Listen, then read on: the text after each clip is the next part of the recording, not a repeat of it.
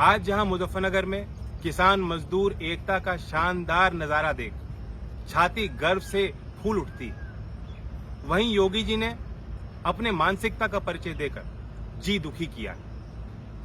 जैसा आप जानते हैं कि 9 महीनों से किसान सड़कों पर संघर्ष कर रहे हैं। सैकड़ों किसानों ने जान की आहुति दी।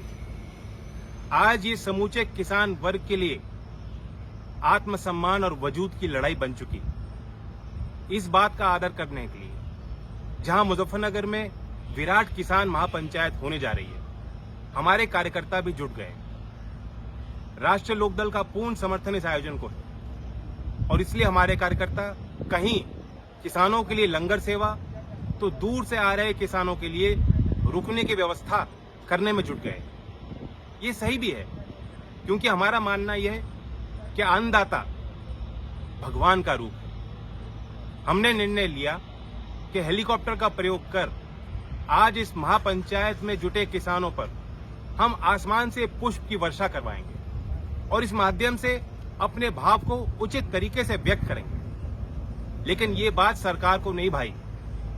कल पूरा दिन योगी जी हमें घुमाते रहे। DM, SSP, city magistrate, Lucknow में बैठे प्रमुख सचिव को हमने सूचित किया, लेकिन पूरे दिन किसी ने अनुमति नहीं दी।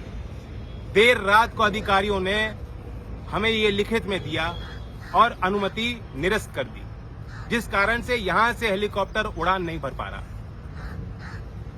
ऐसे घटिया आदेश देने वाले अधिकारियों को मैं कहना चाहता हूं, जाग जाओ। आप जनता के लिए हैं, किसी एक सरकार के लिए नहीं।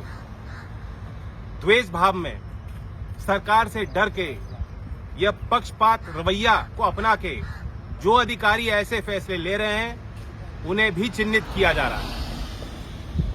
किसानों को मैं कहना चाहता हूं, एक बात साबित हो गई, योगी आपसे ही डरते हैं। आप आगे बढ़ें और अपने हक और अधिकार की लड़ाई को जारी रखें। मैं भी एक प्रतिज्ञा लेना चाहता हूं, जब तक ऐसे अहंकारी लोगों को जो कहते हैं कि किसान के रास्ते पे कांटे बिछाए जाएं, लेकिन उन पे फूल न बरसाए जाएं क्योंकि खतरा बन जाएगा, ऐसी सरकार को जब तक हम सत्ता से बाहर नहीं कर देते, मैं भी आपकी फूलमाला स्वीकार नहीं कर पाऊंगा।